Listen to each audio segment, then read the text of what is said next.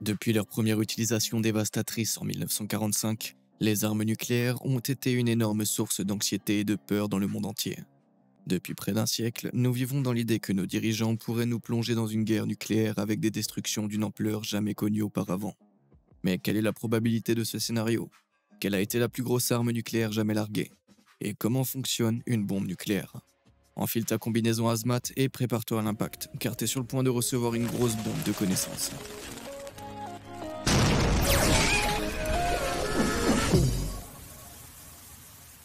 Commençons par un peu d'histoire et posons la question suivante. Pourquoi les bombes nucléaires ont-elles été mises au point? En 1938, juste un an avant que le monde ne soit plongé dans la guerre, le scientifique allemand Otto Hahn travaillait dans un laboratoire de Berlin lorsqu'il a découvert quelque chose d'incroyable, l'énergie nucléaire. En divisant le noyau d'un atome, la plus petite unité de matière de l'univers connu, Hahn s'est rendu compte qu'une quantité monumentale d'énergie était libérée. Après la diffusion de ces découvertes, le président américain Franklin D. Roosevelt a craint que les Allemands n'utilisent cette nouvelle énergie pour mettre au point une super arme. Il a donc demandé aux scientifiques américains d'en développer une en premier. Lorsque l'Amérique a rejoint la Seconde Guerre mondiale en décembre 1941, ses efforts ont été doublés et Roosevelt a mis en place le projet Manhattan. Basé à Manhattan, dans l'État de New York, le projet était un effort conjoint de l'armée et de plusieurs centaines de scientifiques visant à militariser l'énergie nucléaire. 4 ans seulement après sa création, son objectif était atteint. Le 16 juillet 1945, les États-Unis ont procédé au premier essai d'une bombe nucléaire, sous le nom de code essai Trinity. La bombe, contenant 1 kilotonne de puissance destructrice, ce qui équivaut à 1000 tonnes d'explosifs conventionnels, a été larguée d'un avion au-dessus de Socorro, au Nouveau-Mexique. L'explosion qui en a résulté a stupéfié l'armée américaine et a laissé le site de la bombe si irradié qu'aujourd'hui encore, la zone contient plus de 10 fois le niveau normal de rayonnement de fond. En d'autres termes, ce fut un succès retentissant. Moins d'un mois plus tard, les États-Unis allaient faire un usage horrible de cette nouvelle technologie terrifiante. Alors que la guerre était presque terminée, mais que le Japon refusait de se rendre, le nouveau président, Harry S. Truman, a ordonné le bombardement atomique de la ville d'Hiroshima. Lorsque la bombe baptisée Little Boy a été larguée, tout a changé. L'avion choisi pour la mission, un bombardier B-29 Super Fortress appelé Enola Gay, a atteint Hiroshima à 9h14 heure locale le 6 août 1945.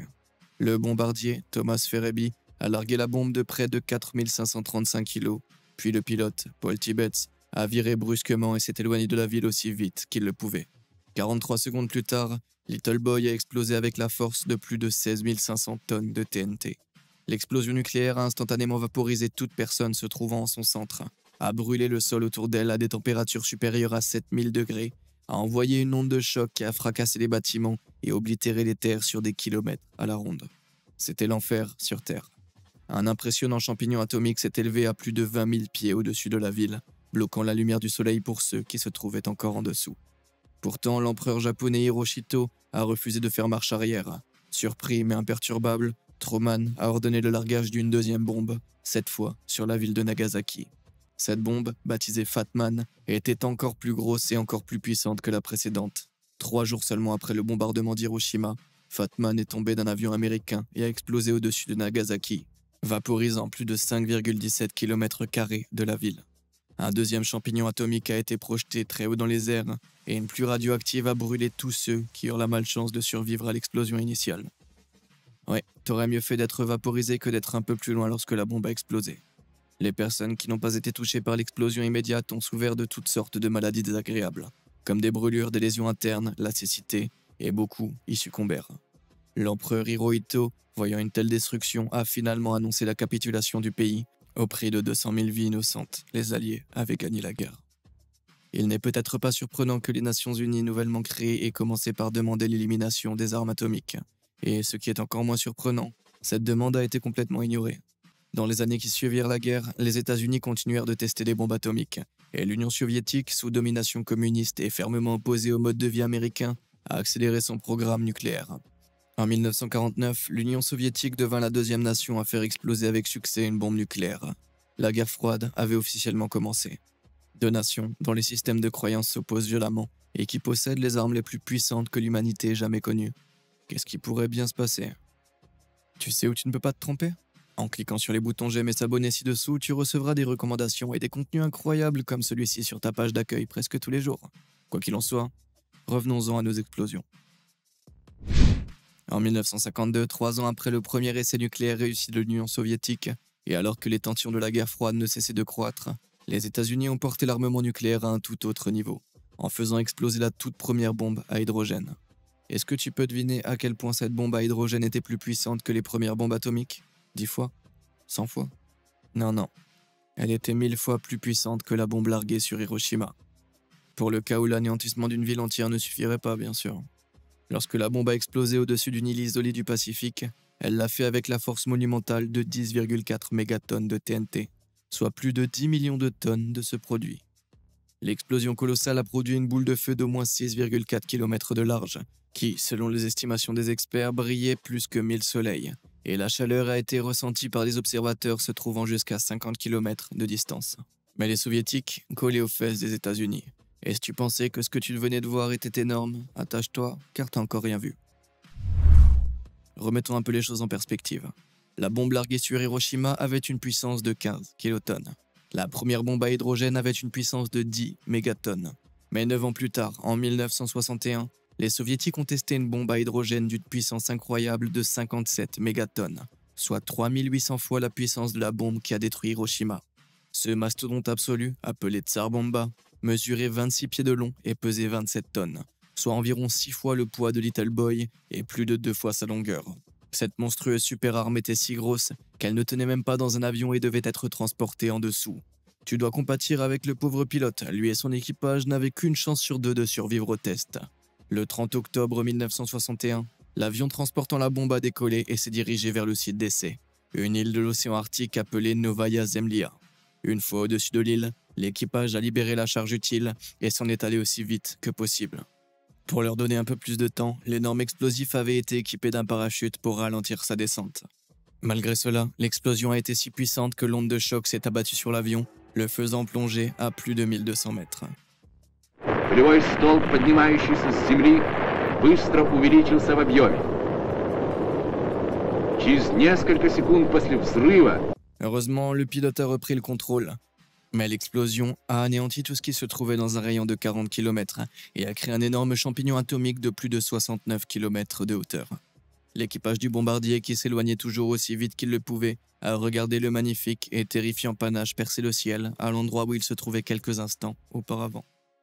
En réalité, ce test n'était rien d'autre que l'occasion pour le premier ministre soviétique, Nikita Khrouchtchev, de montrer aux États-Unis qui était le patron. Mais la bombe elle-même, bien qu'impressionnante, n'était pas pratique et n'était pas aussi efficace que le largage de plusieurs bombes plus petites. C'est pourquoi aucun des deux partis n'a jamais essayé d'en fabriquer une plus grosse. Aujourd'hui encore, la Tsar Bomba reste la plus grosse arme nucléaire jamais créée et jamais utilisée. Même si j'ai failli faire pire après mon tacos d'hier soir. Bien qu'aucune bombe n'ait jamais égalé la puissance de la Tsar Bomba, entre 1945 et 1980, un total combiné de 510 mégatonnes d'explosifs ont explosé dans le monde entier lors d'essais nucléaires. Ça représente 170 fois plus de puissance d'explosion que ce qui a été utilisé pendant toute la Seconde Guerre mondiale. Et bien qu'ils soient les deux plus grands coupables, les États-Unis et l'Union soviétique n'étaient pas les seuls à être responsables de ce barrage d'explosion. En 1980, le Royaume-Uni, la France et la Chine s'étaient lancés dans des batailles avec leurs propres essais, bien qu'à une échelle beaucoup plus réduite. Avec 5 nations qui font exploser toutes les terres stériles qu'elles peuvent trouver, on peut s'attendre à ce qu'il y ait des conséquences sur l'environnement, n'est-ce pas? Nous ne pouvons pas savoir avec certitude quelle quantité de matières radioactives ont été projetées dans l'atmosphère au cours des décennies d'essais. Mais nous savons qu'il y en a beaucoup, beaucoup, beaucoup. Et ce qui monte doit redescendre. Pendant la guerre froide, l'un des sites d'essais nucléaires préférés des soviétiques était une parcelle de terre à Semipalatinsk, au Kazakhstan, appelée le Polygone. Aujourd'hui encore, cette zone est l'un des endroits les plus radioactifs au monde. Elle a subi environ 450 explosions nucléaires. Et à chaque fois, des masses de poussière et de saleté radioactive ont été projetées dans l'air et transportées dans les communautés voisines sous forme de retombées toxiques. Lors d'un essai en 1956, plus de 600 habitants de la ville d'Ust-Kamenogorsk ont été transportés d'urgence à l'hôpital pour cause de maladies de radiation, alors qu'ils se trouvaient à 400 km de là. Crois-moi, tu ne veux pas souffrir de maladies radioactives. Si tu es soumis à une forte dose de radiation, les symptômes peuvent être graves et s'installer rapidement. Les rayons invisibles pénètrent ton corps et endommagent donc pas seulement ta peau, mais aussi ton intérieur. Les cellules qui fabriquent tes cheveux meurent, ce qui te fait perdre tes cheveux. Tes globules blancs qui combattent les maladies meurent également, ce qui paralyse ton système immunitaire. Même ton ADN est attaqué, ce qui entraîne sa rupture et sa mutation. Tu te sentiras malade, faible et désorienté. Même si tu survis à la dose initiale de radiation, des années plus tard, tu seras plus susceptible de développer des maladies mortelles comme la leucémie ou le cancer. C'est exactement ce qui est arrivé à de nombreux habitants d'Ust-Kamenogorsk. Mais les tests n'ont pas seulement affecté une génération de personnes. Comme les mutations de l'ADN sont souvent transmises, les femmes enceintes de l'époque étaient plus susceptibles de donner naissance à des enfants ayant des difficultés d'apprentissage ou des handicaps physiques. Dans l'ensemble, on estime que les tests effectués à Semipalatinsk ont affecté plus de 350 000 personnes sur 3 générations. Ouais. Mais qu'est-ce qui rend ces armes monstrueuses si puissantes? Comment sommes-nous passés en quelques années des bombes conventionnelles aux armes colossales de destruction massive? Pour le savoir, il faut revenir à notre scientifique allemand Otto Hahn en 1938. Tu vois, il n'a pas seulement découvert l'énergie nucléaire, il a découvert ce qu'on appelle la fission nucléaire. Et c'est la raison pour laquelle nous sommes aujourd'hui capables de notre propre Armageddon. D'accord, voilà la situation. Tout ce qui existe dans l'univers est fait d'atomes. Toi, moi, la chaise sur laquelle tu es assis, même les fausses dents de ta grand-mère. Ils sont si petits que tu ne peux même pas les voir au microscope, mais ils sont partout. À l'intérieur de chaque atome se trouve un noyau, qui contient une multitude de protons chargés positivement et de neutrons dépourvus de charge. Ceux-ci sont étroitement liés au noyau, ce qui demande beaucoup plus d'énergie pour les maintenir ensemble, car naturellement les choses qui ont la même charge se repoussent les unes des autres. Pense aux aimants. Si tu essayes de pousser 2 aimants l'un contre l'autre, positif contre positif, il y a une résistance qui se crée. Si tu lâches ces aimants, ils se repousseront, libérant ainsi de l'énergie cinétique. Et c'est le même principe ici. Les protons sont maintenus ensemble par une force puissante, mais si cette force est brisée, toute l'énergie qu'elle contient est libérée. Ce processus s'appelle la fission nucléaire, et c'est le principe des bombes atomiques d'Hiroshima et Nagasaki. Pour provoquer la fission, un neutron est envoyé vers le noyau d'un atome. Lorsqu'il frappe le noyau, il l'éclate, formant 2 noyaux plus petits et libérant de l'énergie sous forme de chaleur. En même temps, certains neutrons s'échappent complètement des noyaux et vont frapper d'autres atomes, divisant leur noyau et créant ainsi une réaction en chaîne. Une énorme quantité d'énergie thermique est ainsi produite, qui augmente de façon exponentielle en une fraction de seconde. Et tout cela dépend des réactions dans le noyau. Noyau nucléaire, tu comprends? C'est le processus de base qui alimente toutes les armes nucléaires, et la plupart des centrales nucléaires l'utilisent également pour produire de l'électricité. Cependant, pour mettre des bâtons dans les roues, il existe une autre façon de créer de l'énergie nucléaire appelée fusion nucléaire. Celle-ci est beaucoup plus puissante que la fission et est utilisée pour alimenter les bombes à hydrogène. Ici, au lieu de séparer des atomes, on les fusionne. La fusion ne fonctionne qu'avec de petits atomes, comme l'hydrogène, dont le noyau ne contient qu'un seul proton. Naturellement, 2 atomes d'hydrogène se repoussent l'un l'autre parce qu'ils sont tous deux chargés positivement. Mais si la force qui les repousse est surmontée, ils sont poussés à fusionner l'un avec l'autre, créant ainsi un atome plus gros et libérant une énorme quantité d'énergie dans ce processus. Alors, comment surmonter la puissante force qui repousse les atomes et les faire fusionner? Eh bien, tu dois les comprimer dans un espace aussi petit que possible pour qu'ils aient le plus de chances d'entrer en collision et de dégager une tonne de chaleur. De cette façon, ils sont non seulement plus proches les uns des autres, mais la chaleur les fait bouger plus vite. Et quand je dis une tonne de chaleur, je veux dire au moins 100 millions de degrés Celsius. Ouais, c'est plutôt chaud. À titre de comparaison, c'est presque 7 fois plus chaud que le Soleil, qui fonctionne lui aussi via la fusion nucléaire. En raison de l'immense pression gravitationnelle au cœur du Soleil, environ 200 milliards de fois supérieure à la pression atmosphérique ici sur Terre, les atomes sont écrasés si près les uns des autres qu'il n'est pas nécessaire qu'il fasse si chaud pour que la fusion se produise. Sur Terre, cependant, nous devons compenser le manque de pression en augmentant la chaleur. Et tu sais ce qui génère beaucoup de chaleur? Ouais, la fission nucléaire. Par conséquent, les bombes à hydrogène, également connues sous le nom d'armes thermonucléaires, explosent en utilisant la chaleur d'une réaction de fission pour déclencher une réaction de fusion plus puissante. En d'autres termes, lorsqu'une bombe à hydrogène explose, elle brûle 7 fois plus que le Soleil. Bon, si tu m'as suivi jusqu'ici, on est plutôt pas mal. On connaît maintenant la réaction de base qui alimente les bombes, mais comment les bombes elles-mêmes fonctionnent-elles? Commençons par le combustible qu'elles contiennent, qui est soit de l'uranium-235, soit du plutonium-239. Ces 2 métaux sont radioactifs, ce qui signifie que leurs atomes ont des noyaux instables. Un noyau instable contient trop de neutrons ou de protons et les éjecte pour essayer de devenir stable. C'est ce qu'on appelle la désintégration radioactive, qui produit de l'énergie sous forme de rayonnement. Les atomes à noyau instable sont également plus faciles à diviser par fission nucléaire. C'est pourquoi ils sont utilisés dans les armes nucléaires. La conception de Little Boy était très simple. La bombe contenait 2 pièces distinctes d'uranium-235, le bouchon et la cible. Au moment de la détonation, plusieurs centaines de tonnes d'explosifs conventionnels sont déclenchés à l'intérieur de l'obus, qui propulse le bouchon dans un canon et dans sa cible. Les deux morceaux d'uranium s'écrasent l'un contre l'autre, comprimant les atomes suffisamment pour déclencher une réaction de fission, dont la puissance augmente de façon exponentielle jusqu'à ce qu'elle explose hors de l'enveloppe de la bombe dans une redoutable boule de feu. Toutes les armes nucléaires produisent cette boule de feu, qui s'étend si rapidement que dans une bombe à hydrogène d'une mégatonne, qui est beaucoup plus puissante que Little Boy, elle peut atteindre 130 mètres de diamètre en moins d'une milliseconde. Tu vois, Little Boy était en fait assez inefficace. C'est pourquoi personne n'a jamais fabriqué de version plus grande et plus puissante de l'arme. Fat Man, la bombe larguée sur Nagasaki, avait une conception très différente. Au lieu de l'uranium-235, Fat Man était alimenté par le plutonium-239. Cependant, le plutonium-239 utilisé contenait des traces de plutonium-240. Il s'agit d'un autre type de plutonium appelé isotope. Le plutonium-240 a un taux de fission plus élevé que le 239, ce qui signifie que si le même type de canon que Little Boy avait été utilisé, il aurait commencé à fissionner avant que les deux masses de plutonium n'aient été réunies. Cela l'aurait rendu si inefficace qu'il n'aurait pas valu la peine d'être utilisé. C'est pourquoi une autre conception a été imaginée. Pour Fat Man, une sphère de plutonium était placée au centre de la bombe. Autour d'elle, une couche d'uranium était placée. Cette couche d'uranium maintenait le plutonium en place et contribuait à renvoyer les neutrons dans le noyau, améliorant ainsi l'efficacité de la réaction de la fission.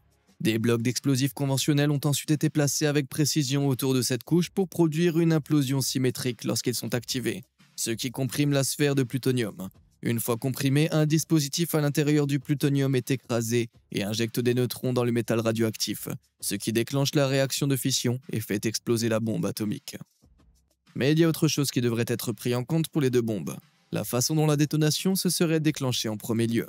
Un impact avec le sol aurait fait l'affaire, mais le sol aurait aussi absorbé une grande partie de l'explosion et limité son rayon. Au lieu de cela, pour obtenir un potentiel de destruction maximale, les bombes devaient exploser en l'air. Pour ce faire, les deux bombes ont été équipées de circuits spécialisés capables de détecter leur hauteur par rapport au sol et d'exploser au bon moment. En plus d'affecter une plus grande surface, une explosion aérienne envoie une onde de choc qui s'écrase sur le sol, rebondit, puis se combine à l'explosion initiale pour former une onde de choc encore plus importante. Les équipages des avions qui larguaient les bombes devaient donc filer à toute allure.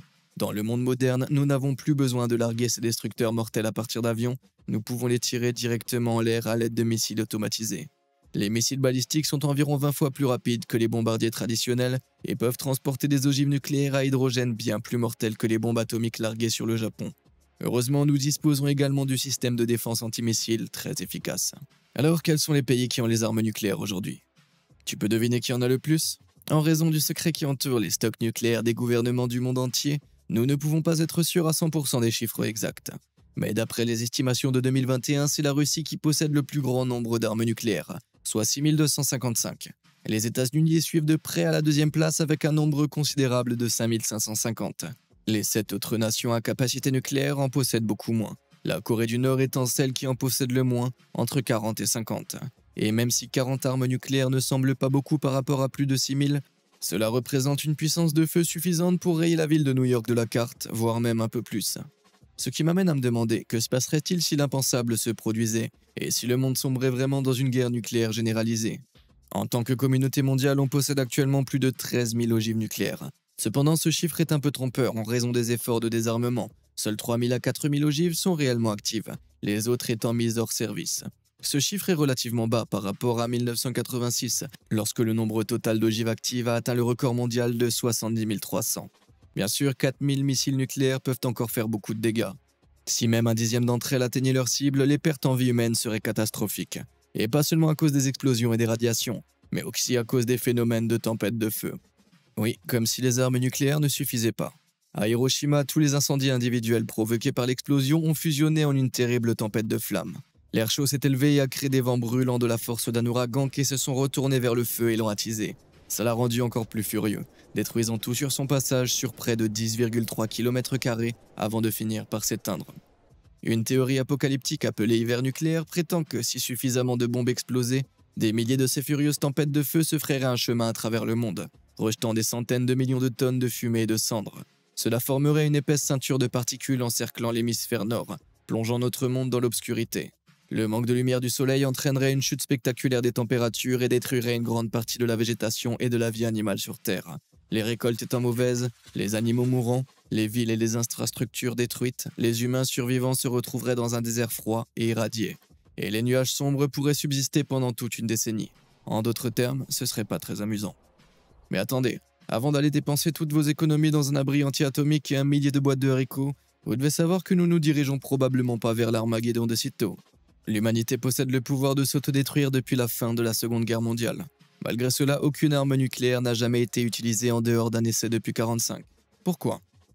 La guerre nucléaire ne profite à personne. Si un pays lance une attaque nucléaire contre un autre, le pays défenseur est susceptible de lancer une contre-attaque nucléaire en réponse, et les deux parties seraient envoyées à leur perte. C'est ce qu'on appelle la destruction mutuelle assurée, et ce n'est pas l'idéal. Ça a bien fonctionné pendant la guerre froide, mais aujourd'hui c'est un peu plus complexe. Les pays du monde entier développent des missiles hypersoniques d'une rapidité foudroyante, et les systèmes de défense conventionnels ne suffisent plus. Non seulement les missiles hypersoniques volent à plus d'1 km par seconde, mais ils sont aussi plus maniables que leurs homologues balistiques, ce qui les rend extrêmement difficiles à défendre. Malgré cela, la destruction mutuelle assurée s'applique toujours. Les États-Unis, la Russie et la Chine développent tous la technologie, ainsi qu'un certain nombre d'autres pays. C'est pourquoi, ironiquement, une attaque est beaucoup moins probable que si un seul pays disposait de la puissance. D'accord, je sais que c'est pas la chose la plus réconfortante à entendre, mais bon, les armes de destruction massive ne sont pas très réconfortantes. Je suppose que c'est la raison pour laquelle tu ne vois jamais de jouets nucléaires en peluche dans les magasins pour enfants. Quoi qu'il en soit, et heureusement pour nous, le monde moderne se concentre plus sur l'utilisation de l'énergie nucléaire à des fins constructives plutôt que destructrices. En fait, environ 10% de l'électricité mondiale est aujourd'hui d'origine nucléaire. Et c'est une bonne chose. Cette énergie ne pollue pas l'atmosphère et elle est environ 10 millions de fois plus efficace que la combustion de combustibles fossiles. La recherche nucléaire a également aidé les médecins à lutter contre le cancer, en leur permettant de prédire la quantité de rayonnement nécessaire pour tuer les tumeurs sans endommager les cellules saines. Nous utilisons même les radiations pour tuer les bactéries nocives présentes dans nos aliments.